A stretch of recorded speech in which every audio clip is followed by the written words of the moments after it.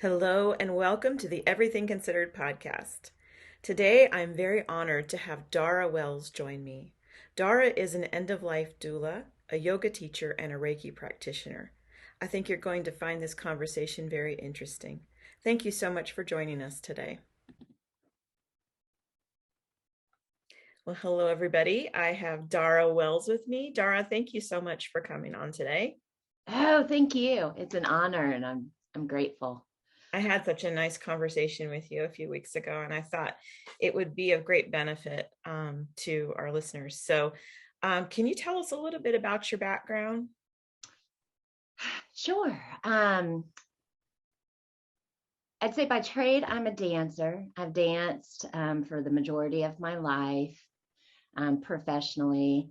I've been teaching dance for about 30 years now, all the way from children all the way up through adult ages, which I love. And then I also started practicing yoga, which was great for me. Not so much for the physical aspect. I think I had that covered with dance. Yeah.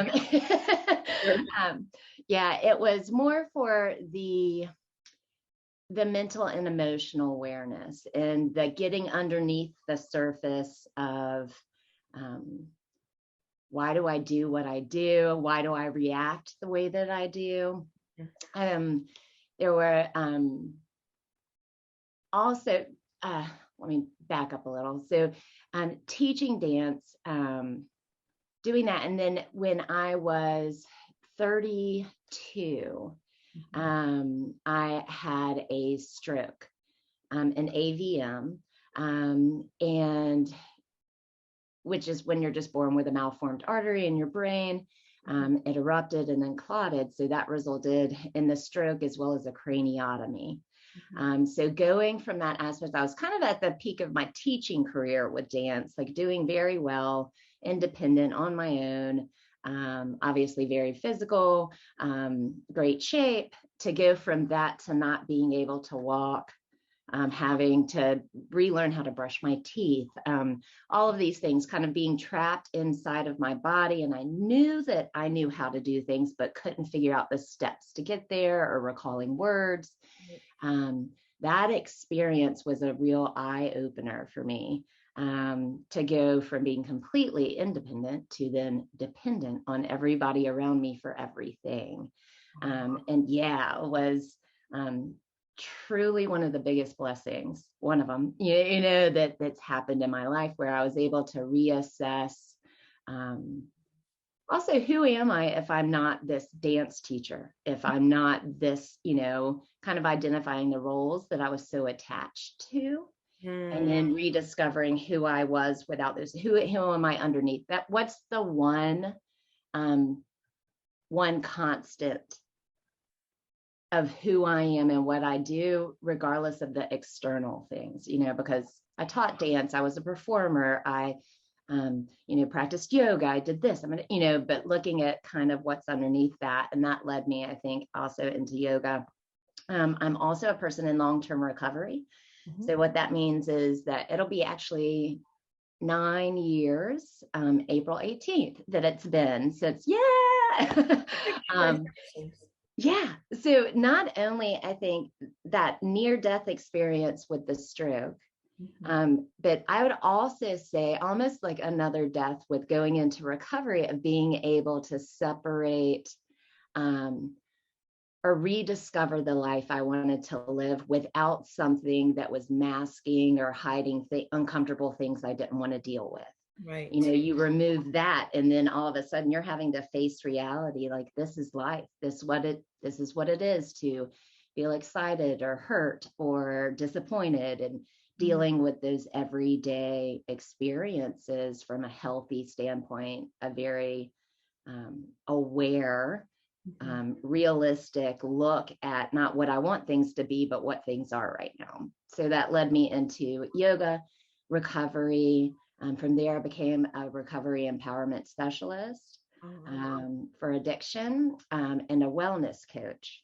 And with my background, the approach to life and relationships with self and others became a very holistic experience. It wasn't just physical, just mental, or just emotional. It was all three. So how do I approach those things and find that balance?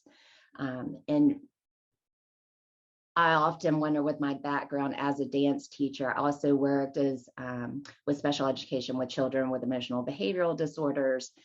If there was something in that where whenever I find something that helps me through an experience, a setback, a success, I always want to share it, share it with other people. So through that, I think is kind of what led me into not just the study of yoga union, connection with self, body, mind, and spirit, that source.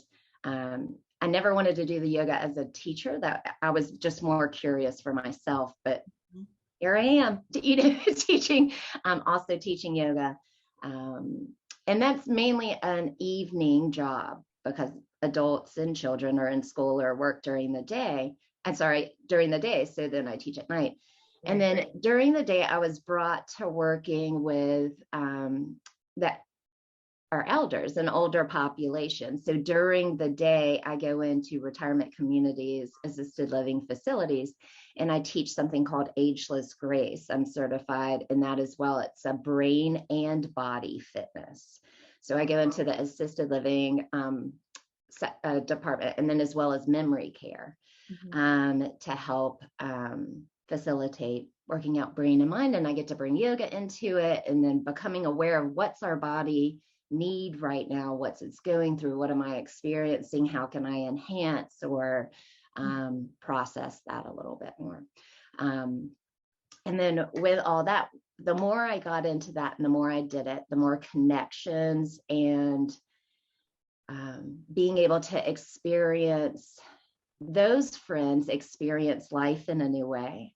Whether that be through memory recall or through imagination or nostalgia with the music that we let, going through that process brought me such an incredible, rewarding feeling. But again, awareness of where else can they get this? How else can I help them when I'm not here?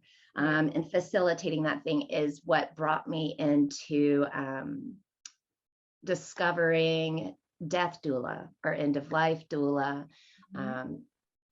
Sometimes it's death midwifery, but the study of that. And the more I got into that, I was like, yes, yes, yes, yes, yes. And it just brought me more in.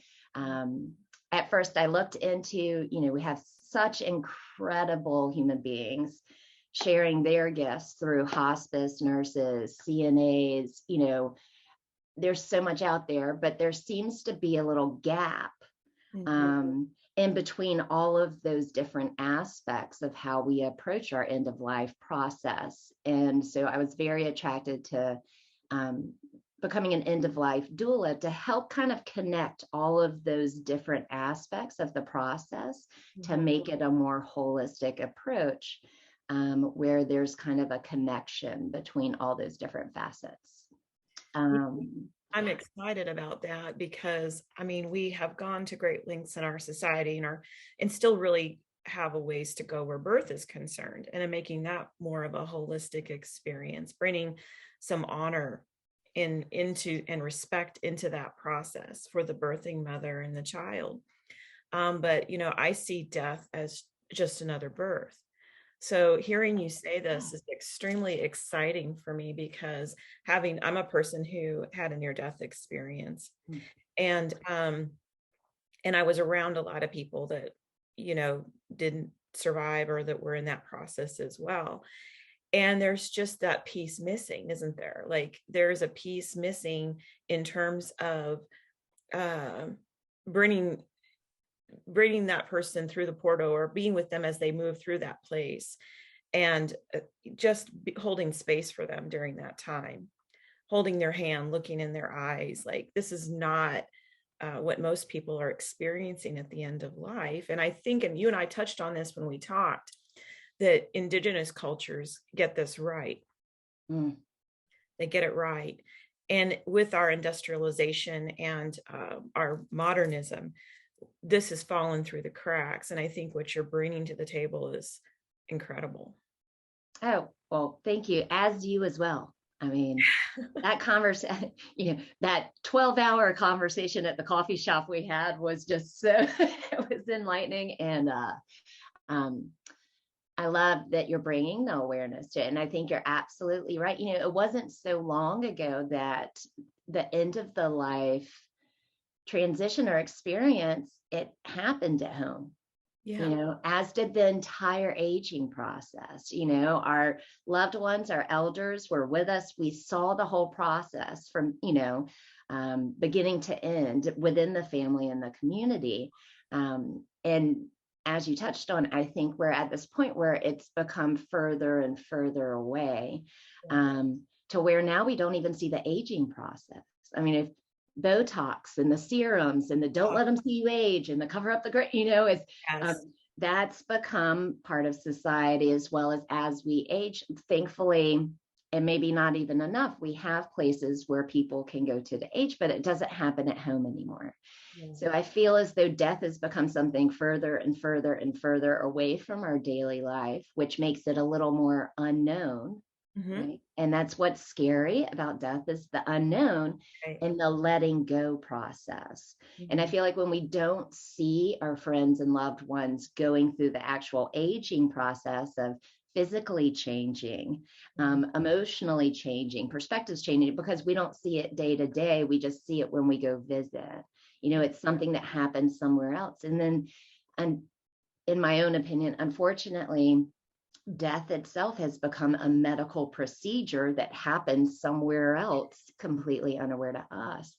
And so we don't go through that natural process of being able to see the aging process, letting go through a process, become like coming to terms and processing, okay, this is happening. This next phase of life is happening for my loved one or myself, you Right. know, and being able to see it, it just seems like it comes out of nowhere. Yeah. It happens over there, and then it's done. And during that moment of incredible grief and emotion of us trying to process it ourselves, that's when we're left with trying to make these decisions for how we want that to look, Yeah. how we want that to be carried out. And because it's so far from us, um, I mean, I was blown away going through my training process to see how many other options there are. I Mm. thought you went to the hospital, the ambulance took you to the hospital, you died, you went to a funeral home, you got a cat, and Yeah. that's just how it works. And that's just not the case. No. We No. have so many options. And like you said, with the birthing process as well, I mean, death is a certainty for all of us. It Right. is a part of life. Yeah. It is life. Um, and we don't necessarily know how, or when or why. Let me go back. We don't know when, Mhm. and we might not know why, whether it's something we're told like this is happening, if we're diagnosed with a terminal illness, or if it's just out of the blue, Right. and an accident. But I feel like what people aren't aware of is we do have some say so in the how, Hmm. to bring the peace and the dignity back to the process of, um, this is going to happen. This is what we like to call, this is what my good death would look like, Right. how I can maintain my dignity and peace through the process, how my loved ones can then benefit from that as well, because they're not burdened with the decision of what I would, trying to guess how I would want that to proceed. Right. Um, It's very as well empowering. as realizing that we're living through the whole thing. It's not you get that diagnosis or that happens and you stop living. What is the quality of our life while we're literally going through that end of life process Correct. Yes. for ourselves and those around us? And so bringing that to light and being able to think about that with a clear mind and say, hey, um, if at all possible, this is how I would like for this to happen. I think that is really beautiful and it's very empowering. And what it does as you're talking is it lessens the fear component Yeah. of what you said, the unknown. I think that's that's it's an incredible problem in our society that we don't live our lives witnessing these things. We put our aged in homes, away from us. We may not get a chance to see them because we're so busy working or living our lives or taking care of children. We we seem to sanitize everything, and that's a problem because when that moment comes for us, we don't know how to process it. We don't know how to handle it. And so you're filling a gap, and that's an incredible service. It's, Yeah. I feel honored and grateful, and even going through all of the processes myself for myself, Right. you know, Yeah. is such an eye opener to how all encompassing it is and how multifaceted it is. Mhm. Because there's what I would like, but of course, I think about, ooh, how would so and so feel about that? And is, you know what I mean? It just, there's so many different layers to it.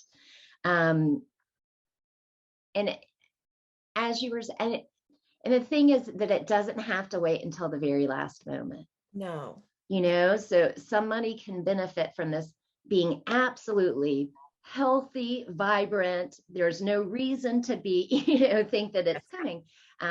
But now I put myself in that position where I've come up with my advanced healthcare directives.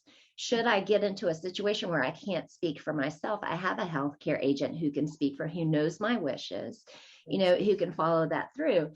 As far as the disposition of my body, where if I would prefer dying at home, if I want a living funeral, a vigil. There's so many different things around it, that we could go ahead and address now, Mhm. so that if or what, no matter how it happens, or when it happens, Mhm. as you said, it doesn't have to be such an unknown, a little less fearful, of how I'm going to process this, because I believe that, as you were saying, because it's been so far removed from us, whether that be because it hurts us to Mm. think about being physically without someone we love, or being around someone who is aging, then makes me think about that I myself too am going to go through, Right. this process. Um, for me, addressing that and having that part of my current daily life makes me live that much fuller, because I know that I don't have that it's unpredictable. Yes.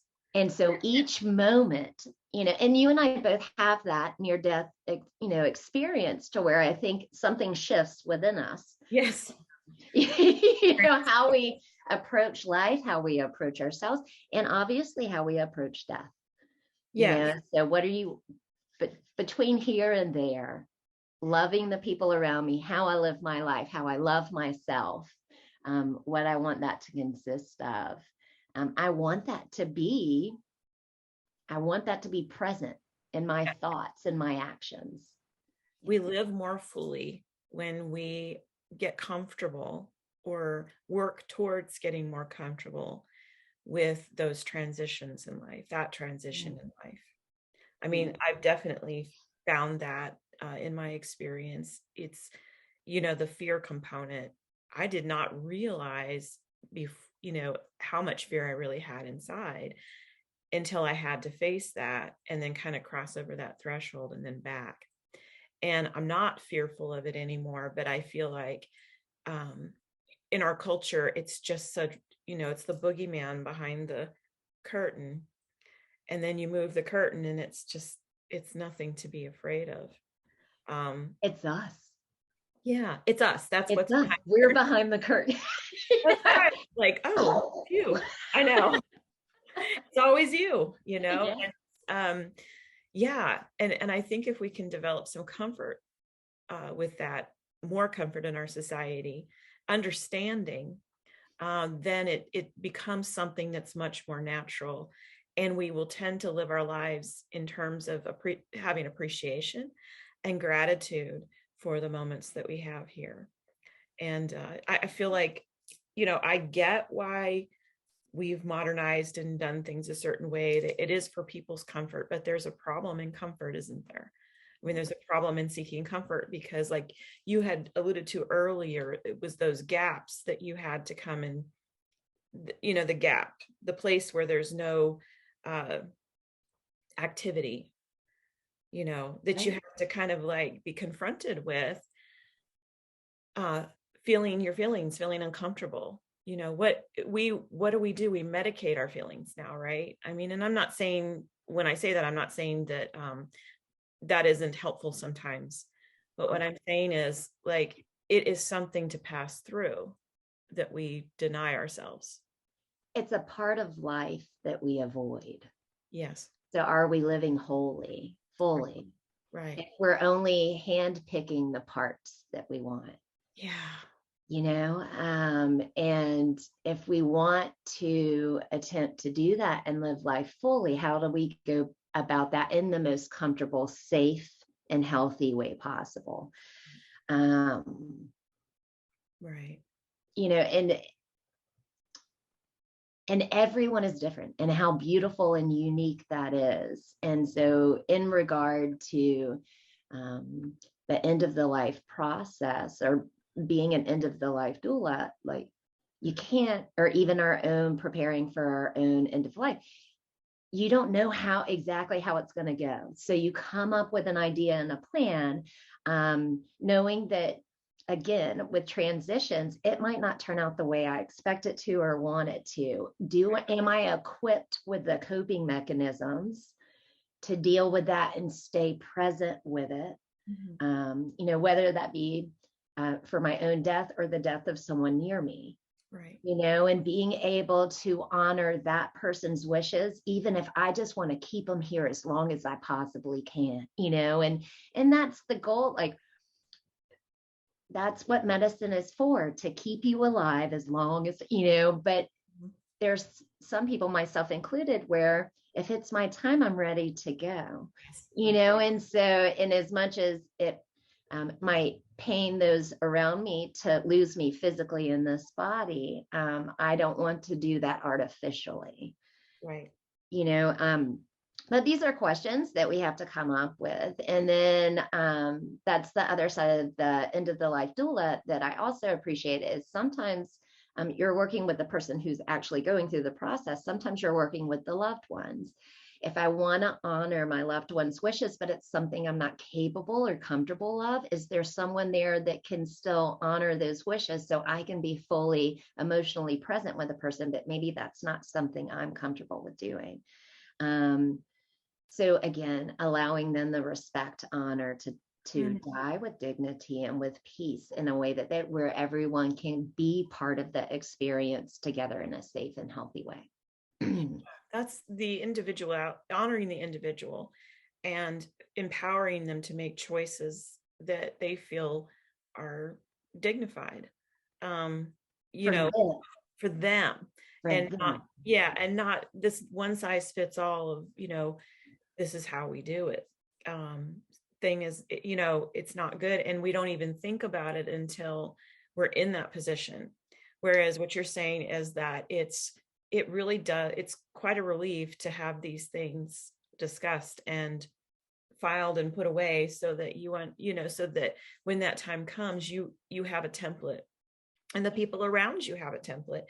And perhaps, like you said, that might change as things change, because we're always changing, right? Right. But having that freedom and being empowered to make those choices is incredible. And Yeah. I don't think that most people realize, or even really take a moment to think that they do have options. Right. And then Right. to have somebody who can provide those resources, Mhm. um, and to me, that's what a doula is. They help educate and they advocate for someone to find their voice, Right. Oh, wow. That's powerful. you know, and especially about things that we don't tend to think, you know what I mean? Like, that's a hard voice to find. That's you stepping into something you've never been in before, and Yeah. creating your own voice to speak about it. I love that it's non-medical, it's non-judgmental. So, as a doula, it's not for me to tell you what happens after the end of the life process. It's not for me to tell you what a good death is. It's all about me helping you discover your voice, Right. which, maybe that's been part of my life. That's what I did in dance. That's what I do in yoga. That's what I do with Reiki as a Reiki practitioner. Those are the things. It's helping people discover um, under the surface Mhm. of themselves, and hopefully I'm able to help bring that to light so they can explore it in a way, and holding that sacred space for them to be able to explore it, but also feel supported going into the unknown, but not being alone, like having a companion walk you through that, or be with you. Being empowered. I think, yeah, in our culture, there's so many things coming at us all the time. You should do this, you should do that, you shouldn't do that. Like, it's just constant, these messages. And somewhere in the mix of it, we just kind of lose our ability to know what's correct for us. Oh, nailed it again, April. A wise one. I mean, We do. And for me, even with the end of the life process, as our body ages, we become more still. mhm. It seems as though there's more time around us. And a lot of times, because the people around us are busy, they're in an active phase of their life. We're left with ourselves. We're, alone. So, what is it like to be with yourself? What is it like to go within to find your own answers? And as you just said, not have it be dictated by someone else. Or if that's your thing, like if that's what makes you feel comfortable, absolutely. Yeah. I'm right behind you. Um, but going within, and that's not a comfortable thing for a lot of people to do. No, no, it's really not, but that's where the answers are. And it's kind of like, I don't know if you in kindergarten there was this song where you have to go on a bear hunt and you have to go through the grass, and and the whole chorus of the song is you can't go around it, you can't go over it, you can't go under it, you've got to go through it.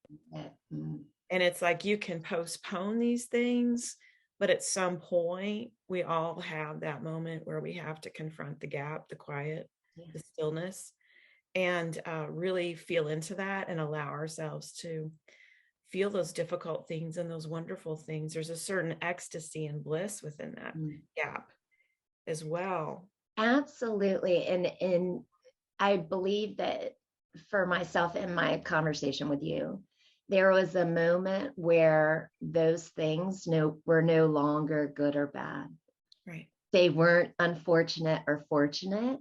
Everything that happens in my life is such a blessing and is, I believe, truly there to show me something new, to help me evolve, Yes. to help me live life just a little bit fuller. It just expands my awareness in that process where I see a little bit more of myself. Just like you said, I peek behind the curtain. It's me. I'm seeing more. And I love this in recovery. We have a saying where sometimes it's hard for us to see ourselves from inside of our own self portrait, like from inside of the frame. Sometimes we need somebody on the outside that can reflect back to us, like, here's what I hear you saying, here's what I see you doing, so that we can have that conversation. Um, Those relationships are so important. yeah. And I think that our deepest spiritual work is done in the muck of the relationships. I think that is actually the deepest work that we do in terms of becoming more aware and becoming more conscious of ourselves. People do reflect. And I think that's part of the problem with our culture and our society, is that there's a breakdown of those connections. And so we are not having those experiences as frequently as we should, where, like backing up into the death process, as a young child or a young person, walking with your elderly person or your person that is preparing to, it's confronting to your own shadows, right? So that confrontation is important. It's an important milestone in the life of a human. Absolutely. And we've cut that off. And what I love about what you're doing is you're gathering it all back together. I am. You're doing that for the family and you're doing it for the person. Come back. Let's come back together because there's still things to be learned even through this process, right? Yes. And if I had, and I have done a lot of, I've had a incredibly adventurous wild life. I know we could do an test on that. Survived it to a degree. To some point. Beautiful though.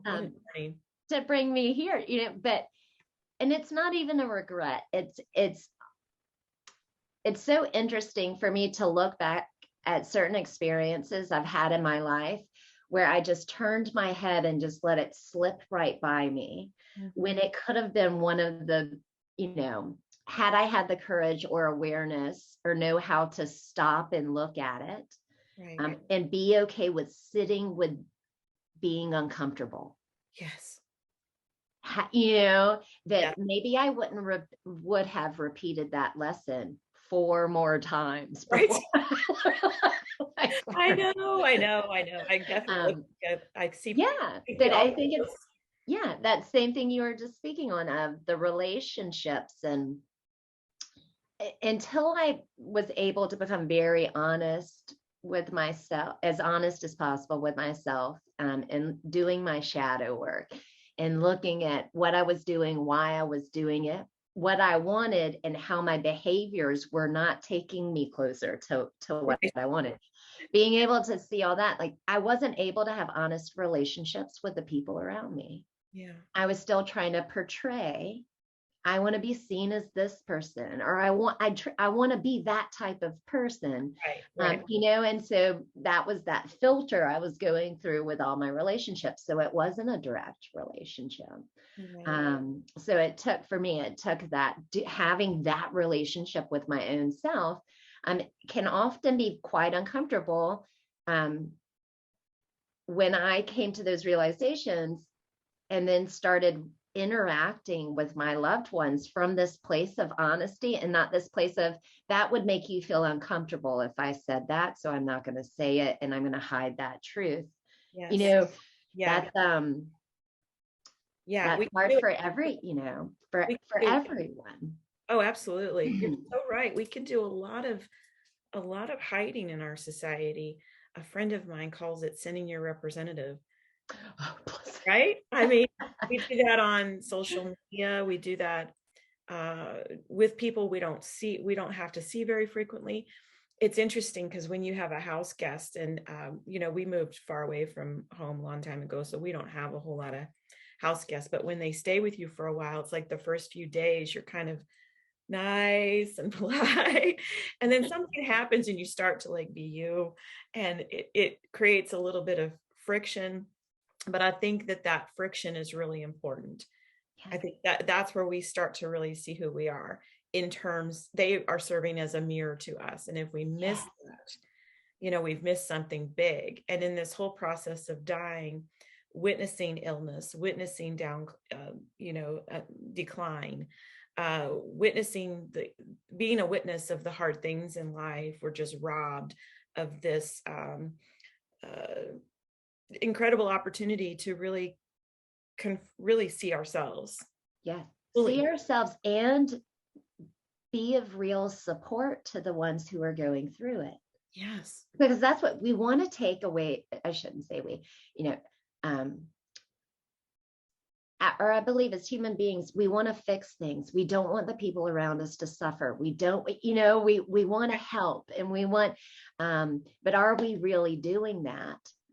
If we're not facing what you're saying, allowing them to go through that process and truly supporting them through it so that they don't feel alone, not turning away from them, but looking at them in the eye and saying, I still see you. I know that you're here and I love you and you're not by yourself. Yeah. But if we become uncomfortable, we're like, hey, everything's going to be okay. It is.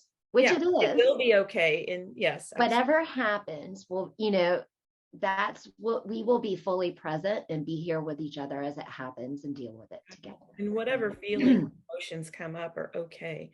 It's Yeah, really it's okay. natural. It's I know natural. It's a natural process. I had people texting me while I was in the hospital, and I'm like, I'm getting better. I'm fine. I'm like, well, obviously It's that wasn't the case. right. And I think that it's so interesting that that's our default, Yes, I need to you make you know? feel better about what I'm going through, Right. And I need to make self feel better. but I You know didn't what I mean? disturb And you. it's, yeah. That I didn't make Um, life difficult or uncomfortable for you by stating what's really going on here with me at this moment. You know, right. that was one of the realizations I had is like, I've just really, even in my dying hour, I'm sending out my representative. And who stops to say why? Why am I doing that? Yeah. Yeah, I definitely did. It And right. And is it for them or is it for me? well, ultimately it's for me Right. because I want to be seen as a person that's not going to make you uncomfortable. And I don't want abandonment. I don't want to be rejected because I might have made you uncomfortable. It's like we're tiptoeing around all these very obvious cycles and stages in lives and our feelings and how that sometimes that's very difficult. And right. And I think that on the other side of that is like how often we think we're saving them from something, from discomfort. yeah. But on the other hand, are we not denying them the gift Yes, of being of true support to us, it's right. as well as the true gift of them saying, what would it be like for, preparing themselves, like you were saying, preparing themselves for, I will have to go through this, Yes, to be there for that experience of what is unknown as of yet.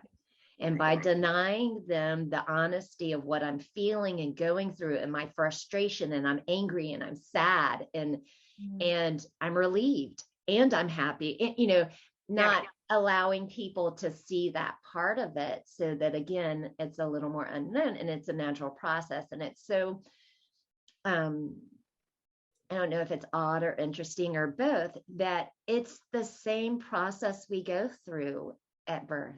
yes, it is. Oh, look, you can recognize that you're you and I'm me. And look, you just discovered your hand. And oh, that's so uncomfortable. You fell down while you were learning to walk.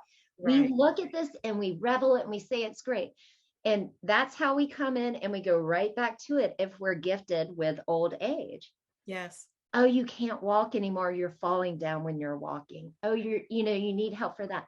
But we don't, you know, And how do you feel about we, that? It's we okay for you. don't, yeah. It's Yeah. still a natural process. It's still Yeah. something we are all going to go through. But we want to look away from one of them and we want to, focus on the other. And I think if we can remove the stigma around death is bad, of course, it, however you want to look at it, as the spirit leaves the body no longer needs to function. So it does start slowing down. It doesn't need all of these things. But why isn't that honored as much as Being born. everything before? And yes, it might be uncomfortable, but it doesn't have to be dark. It doesn't have to be scary. It doesn't have to, it can be celebrated and done together. Holistic, Holistic. meaning it includes All the parts, body, mind, soul, spirit, emotions, but also holistic, and not just me, but me and my loved ones, my family. And hopefully at some point soon, it'll be me, my family, my loved ones, and my community. Yes. Because it doesn't matter where we live or where we're at or what our social status is, everyone's going to do this one event. That's right. Like, it doesn't matter. We're Yeah. all going to get there. It's the one, death and taxes, but Yeah. nobody looks at it. I know. We know it's coming, Yes. but we're afraid to talk about it or think about it. That's right. I'd rather there not be taxes. I'm with you. But yeah, no, I hear what you're saying. And I think this is a point in our evolution that is so needed. And I'm just so grateful that you're doing it. I'm so grateful to know there's others that feel that way, and so Yeah. grateful for you to provide. You're bridging the gap right now by doing this podcast. So thank you for feeling open to speak of your own experience, but not just this one, all of your podcasts of putting like, hey guys, have you thought about this? You Yeah. know, there might be more. Like That's we it. I mean, everything's considered, everything should be considered, because in order for us to integrate and to live evolve, wholly. we have to be able to take maybe things that worked a long time ago that we discarded, maybe shouldn't have, Mm. and reinsert that into our future. And then some things are just obviously not working, need to be discarded. So we need this integral approach to our development. And I think bringing back the sacred and the honorable into the dying process, like we have done with the birthing process, or we're starting to, we're still making headway on that. This is another sacred transition that needs honor. And so I am just so excited. So people, if they want to get a hold of you, what I'm going to do is put all your details in the notes below. But so I always ask my guests this one silly question at the end.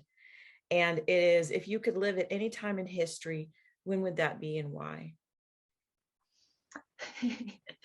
um, Other than this one right now, right? The one that we're in. Well, I mean, I think I'm going to start disallowing the now answer. I mean, obviously I chose this one for a reason. Right, so I'm going to try to fulfill that. I would have to say, if I could, I might go back to the era of like Mesopotamia, like back to the beginning. Why? Maybe to experience the true simplicity. Not, I mean, obviously life, I would imagine, was very hard, but without so many distractions, maybe that connection to source in the beginning, and that brand new evolving of this is life and this is what's happening, and this thing keeps happening, you know, that age of exploration and discovery, because there wasn't so much patterns or things like, well, this is how it happens and this is what we do and this is what goes next. It all seemed like it was all beginning and being evolving. So minds were open, hearts were open, because they were all discovering it together. Wow. I love that answer. Yeah, that would be really cool. Our next life, you'll meet me there, so I don't have to do it by myself. We'll see how this all got started. It's all Dara and April's fault. Right. I brought it up, and here we are back in Mexico.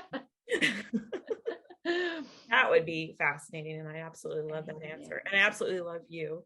And I love you too. So much for coming on today. Yes. And again, everybody, I will put her information in the notes if you would like to get in touch with her and find out about her services and the different things that she offers.